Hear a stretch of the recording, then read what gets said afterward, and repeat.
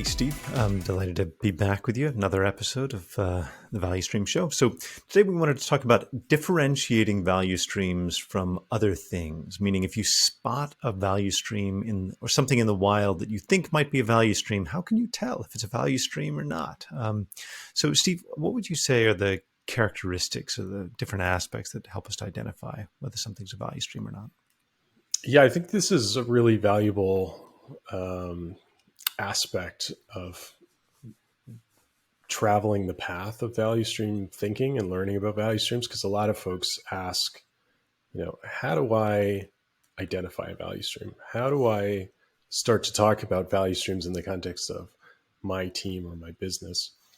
And I think that is really enabled by having a strong understanding of, is what we're dealing with actually a value stream? Or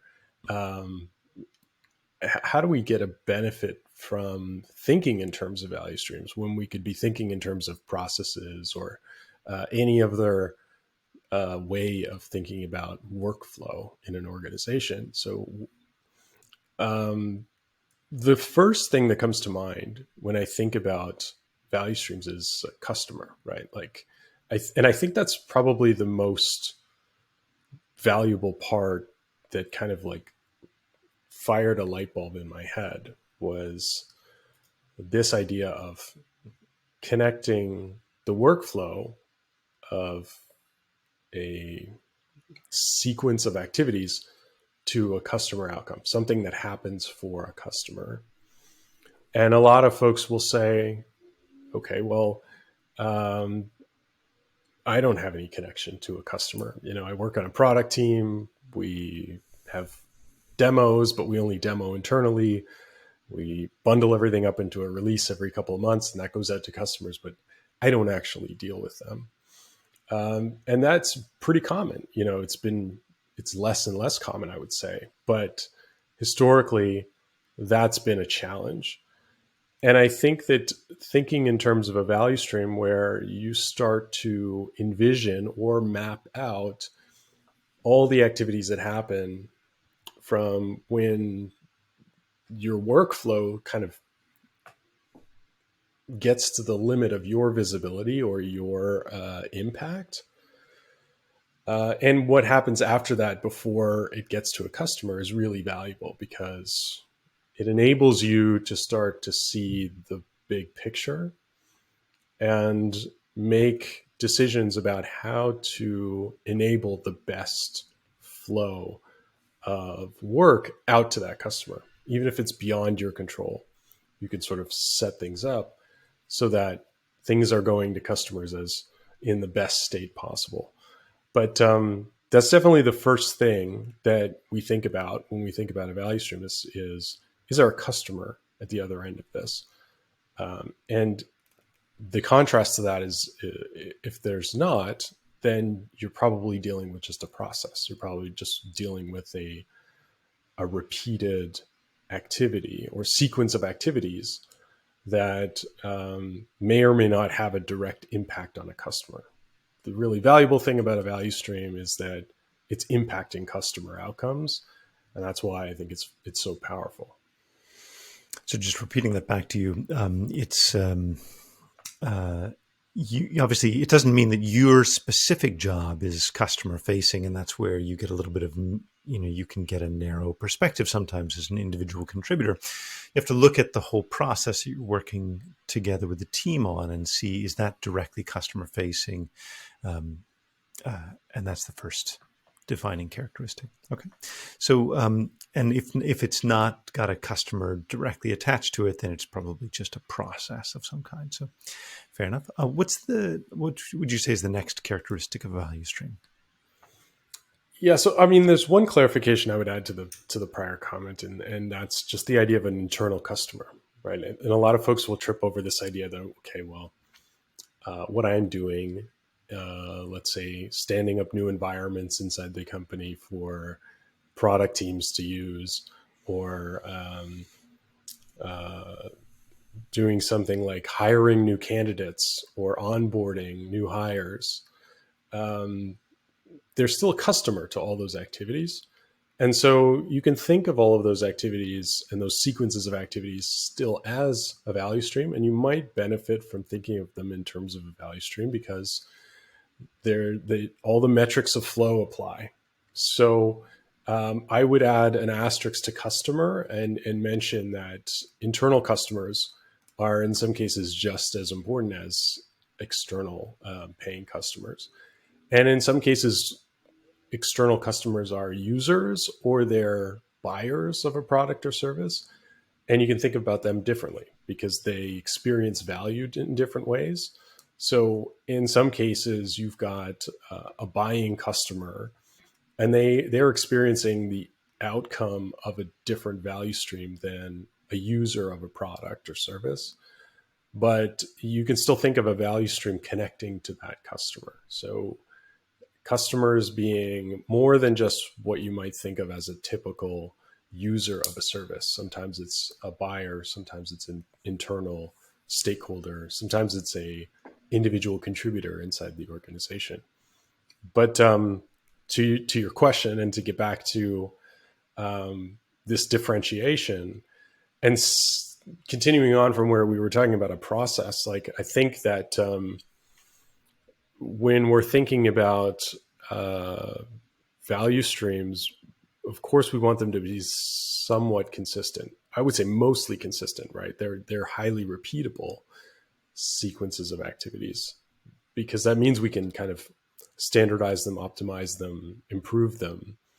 Whereas if they're varying significantly from iteration to iteration, you might just be talking about an initiative inside the company, some kind of one-off sequence of events that might be challenging to think of in terms of sustainable improvement, right? If you're thinking of optimizing an individual effort to achieve some goal, it's a tough sell because maybe you're not going to do it the same way the next time. Maybe it's better to learn from your experience and do things slightly differently. In that case, you're probably not dealing with a value stream. And I think that that's something that a lot of organizations might struggle with at varying levels of maturity or capability. They might not have a lot of repeatability to this sequence of events that they might benefit from thinking of as a value stream. Because, a value stream really kind of relies on a stable, long-lived team to improve it and maintain it over time. Otherwise, it's just going to be sort of treading water. Mm-hmm. We talked about this a little bit yesterday in a separate meeting where we were saying that for a startup, as like the early universe where everything's still cooling and congealing and planets are forming and so forth. In a startup, people are still just trying to get oriented to their roles and trying to figure out, what they should be building and so forth. And so it's not until you develop a certain degree of repeatability in a set of activities that you can say, okay, well, here we can call this a value stream. It's got enough definition and clarity around the repeatable process that we can then activate the ideas that come along with value streams, such as, let's do some value stream mapping, let's do value stream management, see what we can do to optimize, do things in parallel, reduce waiting time and so forth. So it's comfortable, I think, for me to say that if it's too early in the process, you don't yet have a value stream. It's still too exploratory. But yeah, and I think that to continue on from that, I don't think you actually benefit in that scenario by striving for a level of stability and consistency and repeatability, because chances are, that would be premature optimization. Like, it would be sort of too early to say what the right flow should be. And it's probably beneficial to kind of lean into that uncertainty and discovery and exploration, because chances are you have a lot to learn before you say, okay, this is the way that it, we know works well, and let's continue to improve this. But I think, once you shift gears from kind of innovation to optimization, you're going to start uh, focusing on different things, and you'll have different outcomes depending on what pair of glasses you put on to look at a sequence of activities. So I think that it's really valuable to know what your current mode of operation is. And this goes back to kind of like starting from outcomes. It's like, what is the goal that we're trying to achieve, and how does a value stream model serve us in that context? And I think if you're heavy into discovery in unknown territory, then it might be challenging to try to fit what you're doing into a value stream. One case I'll mention that I see a lot in teams that I work with is they're always struggling to think about what happens most of the time, because in order to kind of measure a common case for a value stream, like how long does this activity take inside the value stream? And if the answer is like not even just it depends, right? In a lot of cases it depends, and that's the answer. But in a lot of cases it's like we have no idea. It's like it's all over the map. Some days it's like 30 minutes, other days it's 3 weeks, and we have no idea how to move the dials and pull the levers to get that more consistent.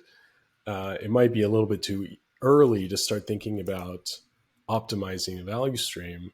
You're probably better served by kind of standardizing the flow and starting to look at,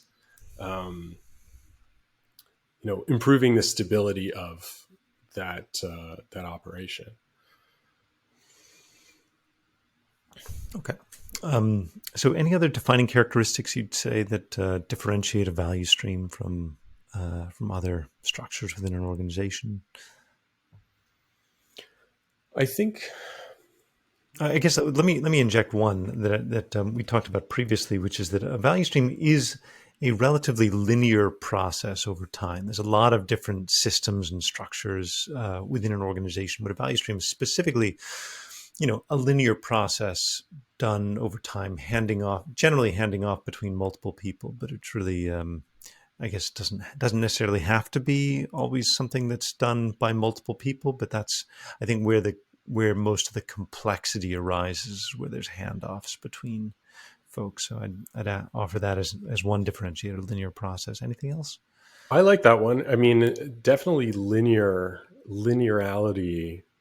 helps with definition, right? And measurement.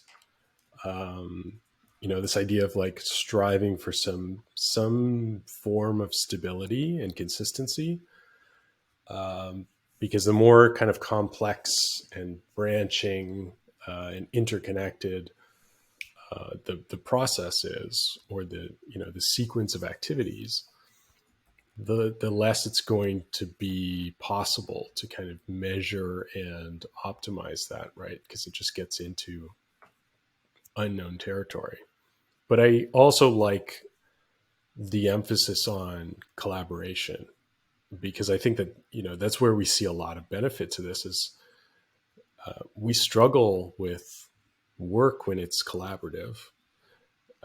It's very easy to kind of optimize your own sandbox and your own piece of the puzzle in isolation. And what gets tricky is when you've got multiple people handing work back and forth, or onward and onward through different groups of people. So I would say, you definitely benefit from thinking about value streams in collaborative environments. Yeah, great. Any other points to add in terms of differentiating or defining a value stream? Well, I think it it pays to mention, I don't know if we've mentioned it already in this session, but like why we want to do that, why we want to identify value streams. And I think, it's definitely a very valuable model for thinking about how to improve workflow and what we're actually delivering with value streams. Um, so, what we're thinking about when we're thinking about identifying value streams, it's so that we can start to talk about them productively, and we can share a common model for the way that we're working. So, to kind of bring this home and talk about, why are we identifying value streams? Why is it really important to identify value streams? And it's so that we can have productive conversations, usually beyond the boundaries of a given team, right? I mean, all this stuff is easy. It's easiest when it's just you. It's easy still when it's just one team, but often with value streams, we're talking about multiple teams, multiple activities. And in some cases, these participants are in different modes of operation, different capabilities, practices. They use different language to talk about their work. And so a value stream and using the same kind of model and lexicon and ultimately the same data set to talk about their work as a whole, like the ultimate delivery of value to customer and the flow of work that is delivering that, that gets really powerful, right? When you can all start talking about, okay, well, we have the same understanding of where we start, where we finish, how things go along the way, and where we collectively see the biggest challenges and the biggest opportunities. So I think when we're better able to identify and communicate our understanding of what value stream we're talking about, uh, I think all that gets a lot easier. Okay, great. So I appreciate the tips and ideas on how to differentiate that value stream.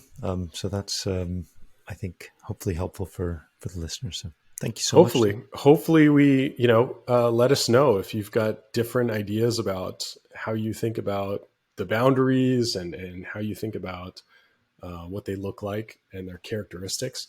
Like we're building out this, almost like principles of value streams. Like how do you know, and how do you communicate this? So I think that hearing from the audience, um, finding out about other conversations and other work in this space would be awesome.